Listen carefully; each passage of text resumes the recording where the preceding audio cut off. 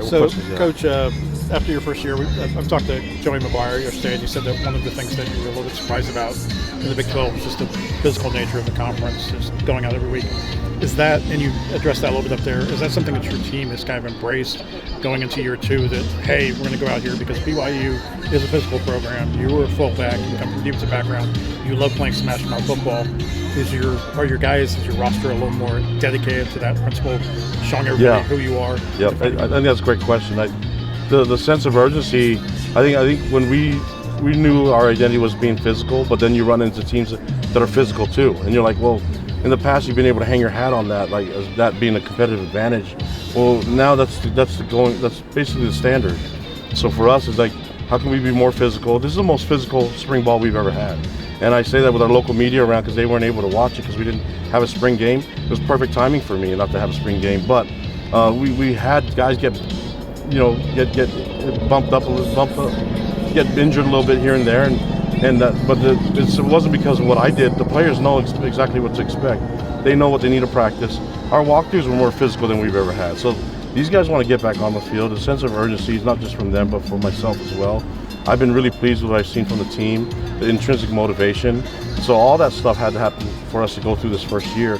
Now year two, I expect much different results. Is the quarterback battle opened up to all four guys that you mentioned on the stage? I just mentioned them because I don't think anyone ever talks about those other guys that are here. Are they going to get first string reps? Well, I want to play the best guys. So I don't think that we've been through quarterback battles before where we've had 3 or 4 guys that can play. So I think what I've seen on the offseason from those guys, they're all ready. So I hope we don't get to our 4th quarterback, but if we do, we're ready for it. We know that you don't pay attention to preseason bowl, especially from the media, because no one knows what they're talking about, right? 13th, though, do your players use that as a little motivation, a little bit of a slight? No, so I mentioned it before. There's a lot of unknowns with us, and so when you're in a position, what have we done to earn the benefit of the doubt? So it'd be hard for me to get mad at all you guys because you didn't vote for us. Well, what have we done to you don't know a lot of things that we do. But our players and myself, we know what we can get done. We know what to expect now that we've been through it. And we're looking forward to this next year.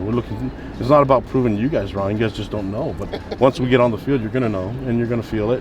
And hopefully, we can change some minds. But you don't just show up with BYU and expect people to understand and give you the benefit of the doubt. That just doesn't happen. And we don't expect that to happen. But also, we don't look at it as an angry thing, like, oh, this is no respect type of deal. No, we have a way to earn it.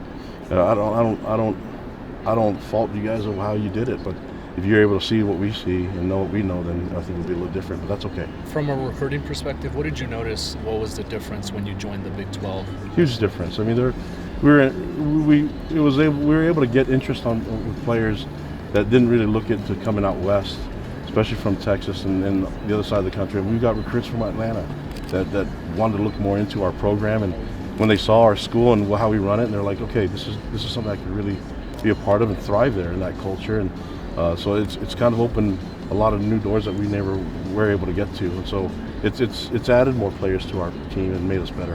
What do you remember about the Oklahoma State game last year? Anything specific that you feel like y'all were able to learn coming out of that one? You mean that we had the lead and gave it up and Ollie ran like crazy in the second half? Yeah, it was frustrating, but there's a lot of cool things to learn from it. You have to get over the bitter feelings of the result and get to the point of like, what did we do well? What can we improve on? How can we do this more consistently? And you got to expect that the other team's doing the same too. So you just can't show up and think, well, we're working hard, that's going to be good enough. We have to work hard, but we have to pay attention to all the little details, all the nuances that get us there, all the little things that get the team there. And I can tell you that the players have taken this intrinsic motivation to do it themselves. And I'm liking what I'm seeing from the program. It's not me telling them anymore. It's them just telling each other and kind of educating the young guys that are there for the first time. You played at BYU, coached at Utah, coached at BYU. You know this rivalry better than anybody. The Big 12, this is probably the best rivalry in the Big 12 now, just coming in.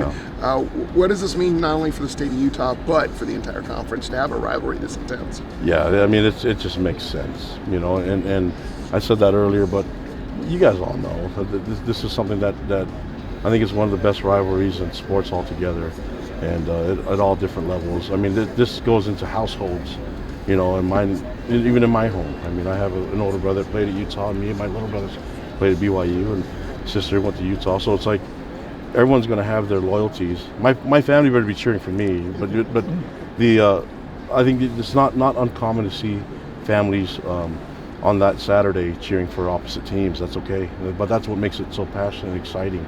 It's going to be a lot of fun. I'm just glad it's back on the schedule. To piggyback off of him, Morgan Scally was named the head coach in waiting. You've coached with him. What kind of coach are they going to get? Great coach, and he's had great mentoring from Kyle Whittingham. We speak a lot of the same language when it comes to football and brand of football. So I'm excited for Morgan. I talked to him about it. I mean, we didn't see this in the future, but like we were all in the same staff, and now I'm head coach of BYU, and he's going to be head coach at Utah, and we have a mentor, Kyle Whittingham, that played at BYU and played for Lavelle Edwards, and so did I, and Super Bowl champion Andy Reid played for BYU too. So this is kind of a cool thing where you can see the legacy of Lavelle in all different levels of football. What's it like to recruit against Morgan? Oh, it's hard to recruit against everybody, So like recruiting, but I think for us is getting the guys that really fit at BYU, and it's kind of educating all the people that don't know what we're about, letting them see what we're about on the football field, but then also off the football field, how they can thrive as a human being. And I think that when they're comfortable in that setting and you're around people that you love, that love you, I think you're going to find yourself in a good returning talent. Good point on your life. Sorry. I'm sorry. You interrupted me. There's going to be something really profound there, and you messed it up. Oh, okay. Maybe you can work it into your I'm going to text it to you later. This is what I meant to say. Go ahead. You have so much returning talent led by Tyler Batty and Micah Harper and those guys. Do you feel that as a strength that you can keep the score manageable and offense just kind of needs to do enough? I think the biggest issue was that you just got to keep guys healthy, and if not, you got to rely on depth to help you get there, and that's going to be the goal. We've been working on that since the season ended last year, so we're hopefully that it worked out, but I believe that we've made some really good moves. Arizona and BYU were in the WAC together. Can you talk about reuniting in the Big 12? Yeah, Brent Brennan's awesome. I love that guy. He's a good friend of mine. They have a great team. Looking forward to having them in Pro Bowl. I think it'll be a good time for them to go to our stadium. Did you play against them? How far back do you go? 2000 was my last year. Okay, so that was after the WAC. So you thought I was older? No, I didn't. Well, you played for Lavelle Edwards, obviously. Lavelle was that's right. 29 years, 3 decades. Thank you. Appreciate that. Thanks, guys. Went into college football as a Thank you. quarterback and was really